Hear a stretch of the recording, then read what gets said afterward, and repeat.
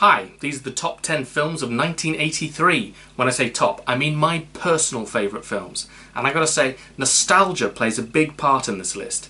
Not the 1983 Tarkovsky film nostalgia, I mean just films I liked when I was a kid.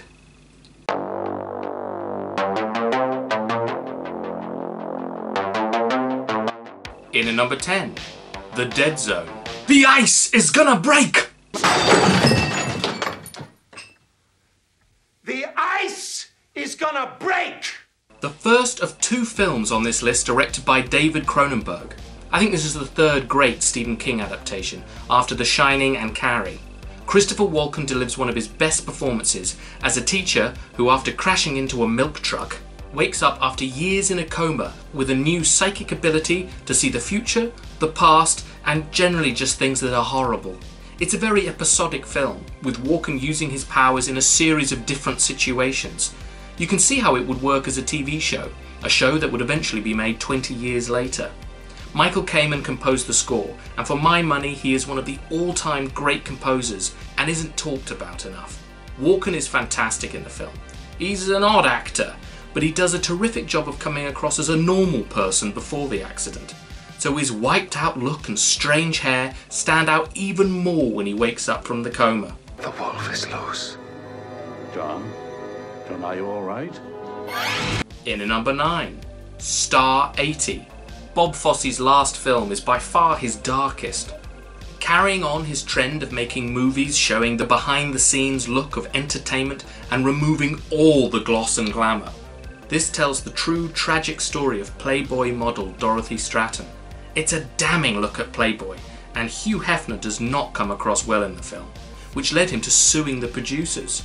Some other real-life characters had their names changed, with Roger Rees playing Aram Nichols, a film director based on Peter Bogdanovich, who also doesn't come across well. Bogdanovich didn't agree with the film, but he didn't sue like Hefner.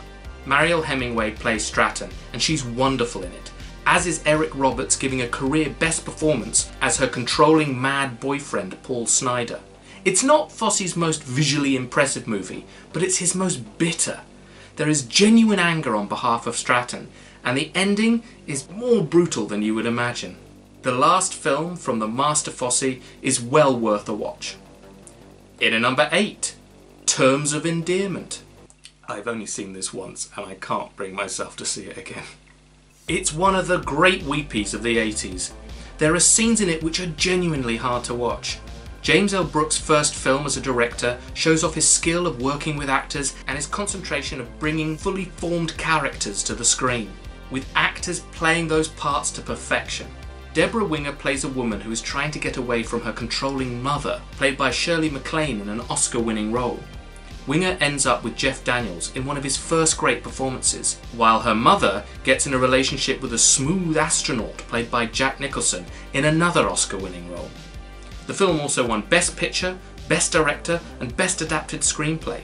It gets rather emotional and upsetting, and this seemed to be what people wanted, as it became the second highest grossing film of the year.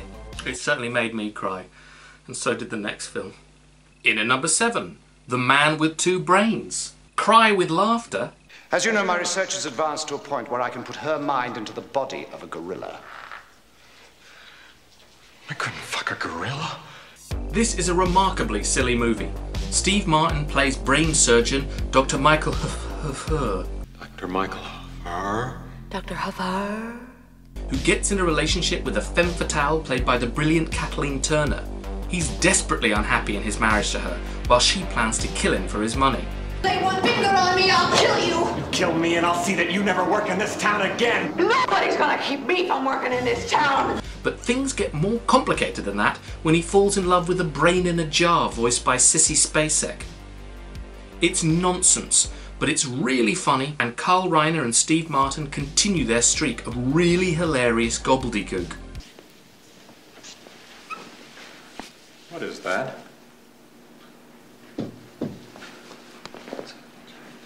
I know what it is. I mean, what are you doing? Shaving her. This is a brain operation. I know. What's that supposed to be, a heart? Yes, sir. Clive and I thought that since it's Valentine's Day, that...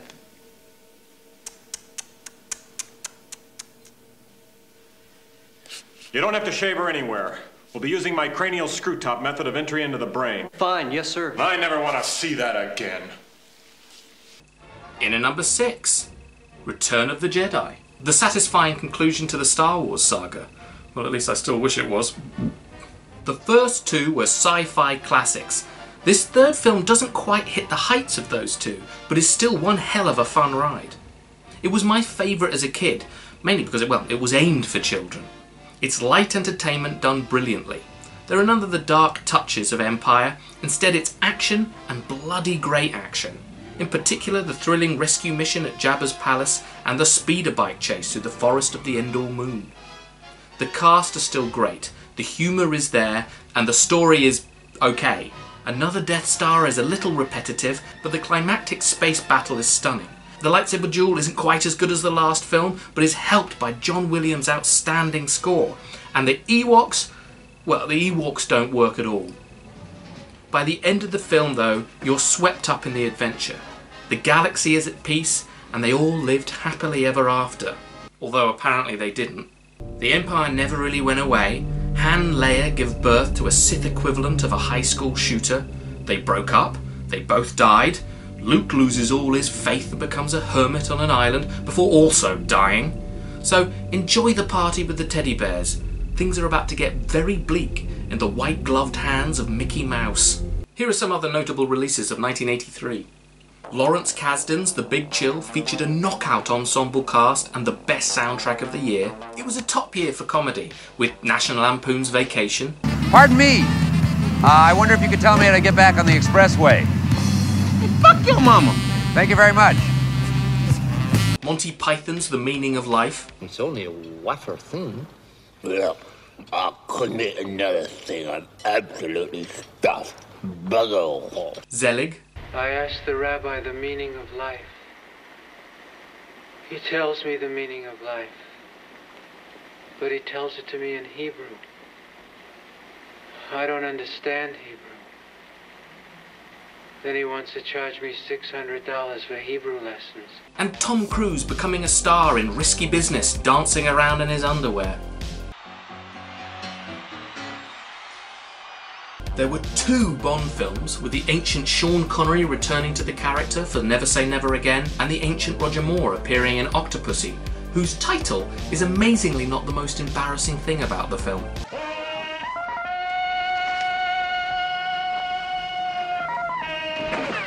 There were 2 excellent films on the compass, El Sur, the South, and El Norte, the North. It was an interesting year for horror. Tony Scott's directorial debut, The Hunger, has a great cast with David Bowie, Catherine Deneuve and Susan Sarandon. But Scott's background in advertising does make the whole thing look like a fancy commercial for cigarettes. The underrated Psycho 2 lacked any of the class of the original, but the violence is unintentionally hilarious. You sure you won't have a sandwich? Pardon? Possibly the scariest film of the year came in the form of anime Barefoot Gen, which harrowingly shows the bombing of Hiroshima. But as a kid, the thing that scared me more than anything was Superman 3. That robot woman at the end gave me many a sleepless night.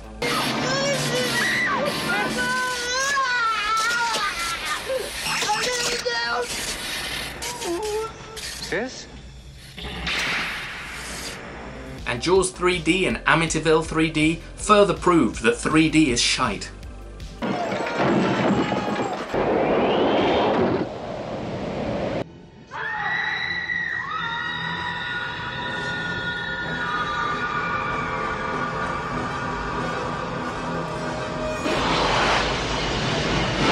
You really feel like you're there, all the things that I love about 3D. Right, and back to my top 10.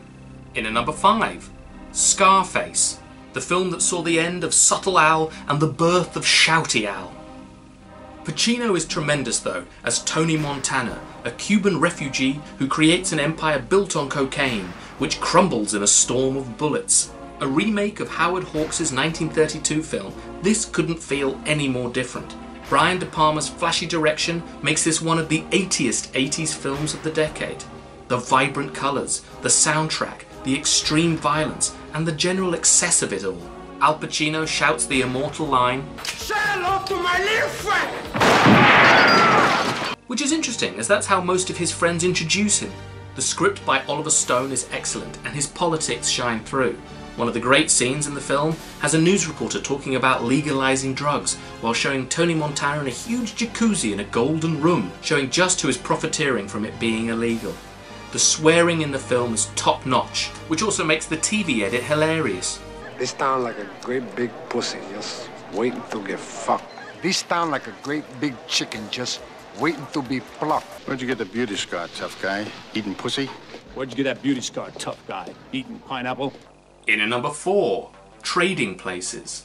This is very high on my list as this was a comedy I loved as a kid. John Landis's film tells a prince and pauper tale where two rich bastards decide to make a bet and take a rich man and a poor man and swap their circumstances. Dan Aykroyd plays an upper-class commodity broker in Philadelphia.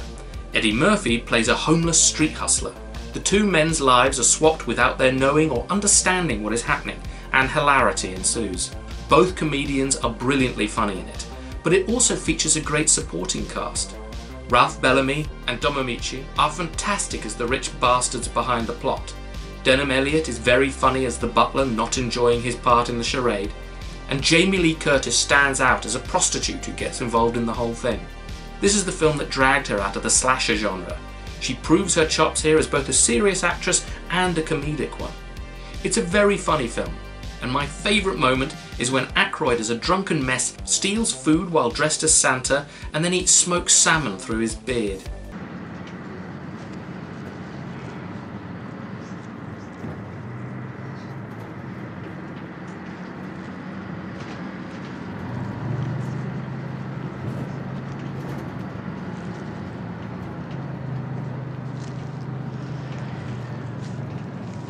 In at number 3, Local Hero. This pulls off the impossible of being twee, funny and charming. Bill Forsyth's film is one of the best British films of the decade. Peter Riegert plays an executive for a greedy oil and gas company in Texas. He is sent by his eccentric boss, played brilliantly by Burt Lancaster, to Scotland to try and buy a small town where they want to build a refinery. We've a fish out of water story, one where the fish falls in love with his new dry surroundings. The town is full of eccentric locals and strange practices. Not as strange as the Summer Isles in The Wicker Man, just a little bit kooky. This sort of story can be cringe-making, condescending, and often just tell flat-out lies. But Forsyth avoids all these pitfalls, making something truly touching and special. You fall in love with the town just as Riegert does. It's an odd film, but a charming one, and one filled with real character, and none of that forced twee shite. In at number 2, Videodrome. Long live the new flesh! David Cronenberg's second film on this list is one of his best, and maybe the most Cronenbergian film of his career. It's wonderfully nasty. James Woods is unbelievably good as a sleazy TV channel boss, a channel that specialises in sensationalism, you know, porn and that good old ultra-violence. The film is clearly a comment on TV and the route it was taking, and in people's search and fascination for the horrid. In his search for the nasty, Woods stumbles across a channel, Videodrome, which shows wall-to-wall torture. He and a sadomasochistic radio host played by Debbie Harry become obsessed with the channel. He is fascinated by it, while she finds it all rather arousing. Then things take a turn for the bizarre and twisted, and you've no idea whether what's going on is really happening or if it's all in Woods' head. The body horror elements are done to perfection, with the marvellous Rick Baker and his team behind the effects. The film is revolting, hypnotising and utterly brilliant. I recommend you sit back, stick the VHS in your guts and enjoy the ride. And in at number 1, The Right Stuff. One of the great epics of the 80s. Set in the height of the space race, we follow a group of pilots as they attempt to go higher than anyone has gone before. Philip Kaufman adapted the book of the same name and makes this a truly cinematic experience. It's riveting, rousing, and a spectacularly fun movie about man's competitive nature and the urge to go faster, higher, and beyond what anyone had done before. It's filmmaking at its best. A stunning looking film with remarkable cinematography, editing and effects. It's a beautiful thing to behold. The score by Bill Conti is up there with his score to Rocky in the way it gives you a great mixture of goosebumps and pride in other people's achievements. There is also marvellous music throughout, including jukebox hits and classical greats. The cast is something else. Sam Shepard, Scott Glenn, Ed Harris, Dennis Quaid and Fred Ward all give knockout performances, with each character being well-rounded and unique. The chemistry between them is also brilliantly shown, the competition right alongside the admiration. It's a long film for sure, but it never sags. Helping this is the humour. Kaufman has filled the film with jokes and funny moments. Harry Shearer and Jeff Goldblum are hilarious as bumbling NASA recruiters. Gentlemen, I'd like you to meet Alan Shepard. What? I'd like you to meet Alan Shepard. Just the man we came to see. Well, it's a pleasure. I guess you've heard about our project. We're going up against the Russians all the way. It's got the highest priority. It's a hazardous undertaking. In fact, it's extremely hazardous, if you get my meaning. The film has humour, romance and genuine tension. Each blast-off is nail-biting stuff. The author of the novel and many of the real astronauts didn't like the film, saying it was far from the truth. I have no doubt that they're right, but what Kaufman is doing here is not going for the truth, he's going for the feeling of adventure and the jaw-dropping feeling at watching astonishing human endeavours. And he does this all with a human touch. The only change that is a flaw is showing Gus Grissom as being cowardly after his first spaceflight and insinuating that he may have blown the doors early, when even in 1983 it was known that it was a mechanical error. This is particularly upsetting as Grissom died in 1967 in the disastrous Apollo 11 mission. But that issue aside, this is still an outstanding picture. Everyone behind the camera and in front couldn't have done a better job. More than Superman 5 years earlier, this is a film that makes you believe a man can fly. You feel like you're up there with them, in the sky and in the stars. Right, so counting down my top 10. In at number 10, The Dead Zone. In at number 9, Star 80. In at number 8, Terms of Endearment. In at number 7, The Man with Two Brains. In at number 6, Return of the Jedi. In at number 5, Scarface. In at number 4, Trading Places. In at number 3, Local Hero. In at number 2, Videodrome. And in at number 1, The Right Stuff. Well, those are my top 10 films of 1983. There's probably loads I've missed out. So what are your top 10 films of 1983? Cheers.